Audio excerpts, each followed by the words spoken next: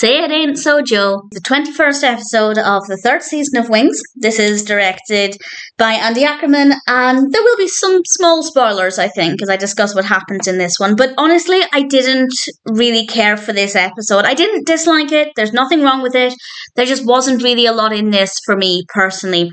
Joe has a particular baseball record from his school days, and his coach, his former baseball coach, asks him to help bring forward the player who's going to break his record. And Joe's hesitant to do this, but then he does agree. But, and as I said, these are spoilers, while they're flying the plane on the way there, he decides that it's too foggy to land the plane, so he can't do it. And Helen is convinced that Joe's landed the plane in much worse conditions, and he was just using this as an excuse. Is that really the case? Well, we do find out ultimately why Joe was feeling this way, and as I said, again, spoilers, this is because Joe was feeling like as long as he had that record, he could still imagine he was 17 again. He could still pretend, I guess, to himself that he was still young. And if somebody breaks that record, it's like the new generation coming in and replacing, well, Joe's generation. And it took him a bit of time to get there, to realise that. And I think that that's a pretty important topic.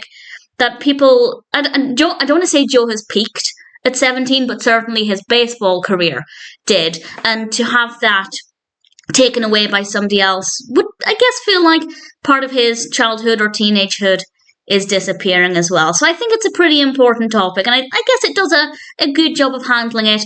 I just personally didn't find the narrative to be very interesting. I didn't think there was a lot there. The characters weren't that interesting. I do think the coach is a very well-written character, but I personally didn't care for him very much, which I guess sounds a bit contradictory, but I can see the benefits of the character, just not that much for me. So there's not really anything wrong with the episode.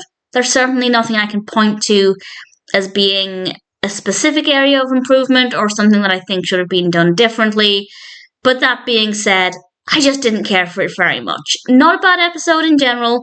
We have a subplot with Lowell reading the book, or this book for Faye, which, yeah, I actually quite like that. I didn't think that was too bad. I guess I got a little bit of comedy out of that. But everything else, pretty standard, not that interesting.